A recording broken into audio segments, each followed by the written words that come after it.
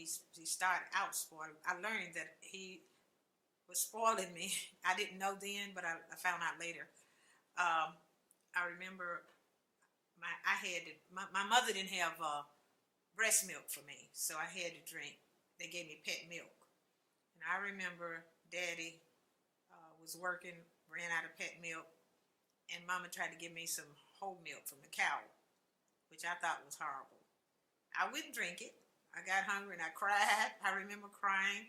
Daddy came home stopped by the house from work, I think to get a gas can and something, I don't know. But anyway, he wanted to know why I was crying. Mama said, she don't like the cow milk and I don't have any more pet milk. So Daddy said, wait, I'm going to the store and get some pet milk. He went to the store, got the pet milk, and Mama fixed it. And they usually do it, mix it with water and a little bit of syrup.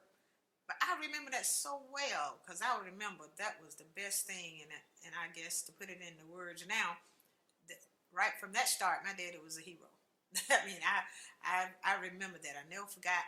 And I remember keeping in my mind, if I want something, Daddy will get it. Now I was real small. I remember from that day, I remember if I want something, he would get it. Even as we grew up over the years and Daddy took us shopping, my mama was a frugal lady. She would always look for the bargains. And if I went in the store, I remember two incidents. It was a red coat. It was a black dress. The last things I remember when I was in 7th grade. And I wouldn't ask. I asked Mama, I like this. And Mama would say, look at the tag. She said, it costs too much. And I would stand right by it while Jake and Linda was looking at stuff. She was looking at things for Jake and Linda. I would be rubbing it, and Daddy look over there. He say, you like that, don't you, Gail? I say, yeah. He buy it. 2 things. And that was, he would buy it. He say, where my little ones? He would come through the door and speak to everybody. Where my little ones? If he wouldn't be in there, he called us his little ones. I would run and jump in his arms and hug him. He would be wanting to hug us all. Jake would hug Linda. My sister Linda would stick up her thumb in her mouth. Give me a hug, girl. She would back up. She didn't want to hug me. I was to hug and kiss her. You know what make you remember that? Is because when you get home or when you get in the seat, why you yell like that? You could have saved your speech too. So that was a bad thing. So everybody was in church, the whole family? Yeah. So what was the name of the church that you attended? This church was Ebenezer, I remember. And Grace sang a song. And she sang a song. I was trying to remember the song she sang because I was small. I had to be younger than 7 because Grace went up and sang. They called her name, and she sang "Precious Lord." Who was just loved his girls. He gave favor he favored his girls, and I guess most fathers loved his boys, but he was hard on them. But anyway, he gave a choice, and he was talking specifically to the girls, Grace, Lois, and Margie.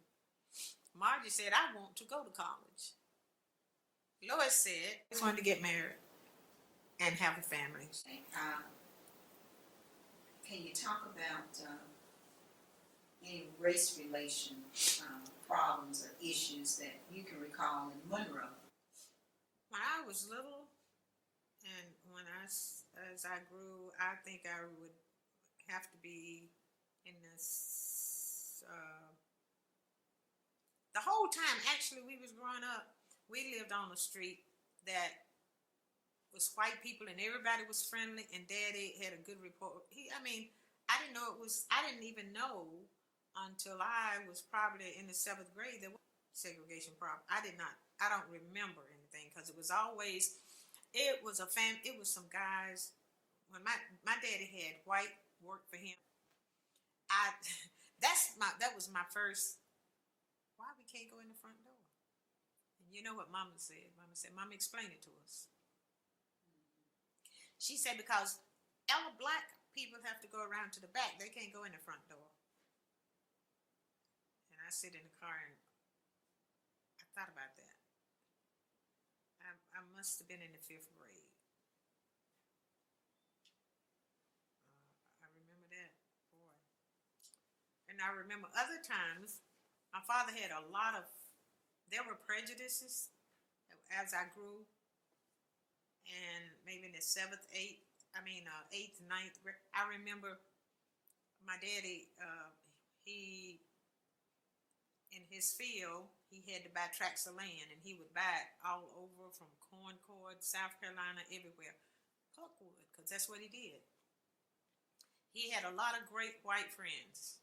There were prejudices, but he had good white friends because the people who owned the timber, owned the land, they were white. Some of them would sell him timber, you know, some wouldn't. And the ones that wouldn't sell, Daddy would go and he would talk to one of his friends, a lot of them, and they would go buy it. And Daddy didn't have to exchange money. He would buy it.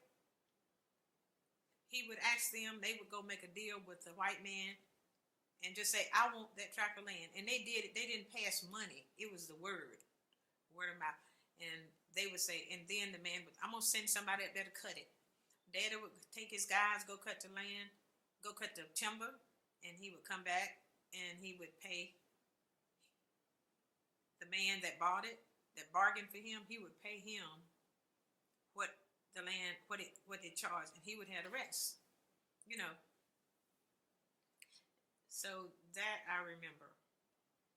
Many times his white friends had to buy it for him, but other times they would sell it to him.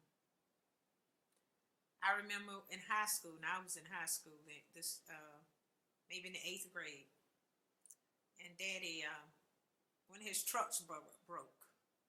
And by this time, I'm realizing, I'm old enough to, to really realize more than when I was young, but I remember Daddy said, I got to get a truck, and he had somebody call, because we didn't have a phone. He had somebody to call Griffin Motors in Monroe.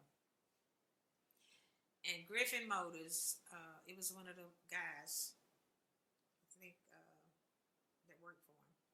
And they called Griffin Motors. Daddy talked to him, and he said, I got to go back to the woods. And he told me, send somebody to pick it up. I don't know how they made the deal. The man told him what kind of truck he had for sale and how much it was. He said, well, send somebody to pick it up, Horace, and you can come by and sign the papers later. That was Griffin Motors. I remember that. He taught us all to be honest. And when you work, this is something he would constantly say, he and my mom. They believe you be honest. You do what you do the best you can. You didn't have to do anything with either one of them. You couldn't have that. You had to do it right, or you do it over. You know what I'm saying? And that resonated. Don't lie. Don't steal. Be honest. I remember one day, Grace had left home. It was Lois. Maybe Lois was not there. I think maybe Lois was there, but I know Margie was there. And Mama was out washing clothes. We were all out in the backyard. And at this time, Daddy was down across the field from the house. He had his guys down there cutting some pine trees. It was a fire. I don't know what time of year that was, but it was a fire in the fireplace. And sometimes it would just be a fire in the fireplace, and it could be be warm. Mama would have a fire to do something. Anyway, Margie went in there and she took some paper and threw in the fire.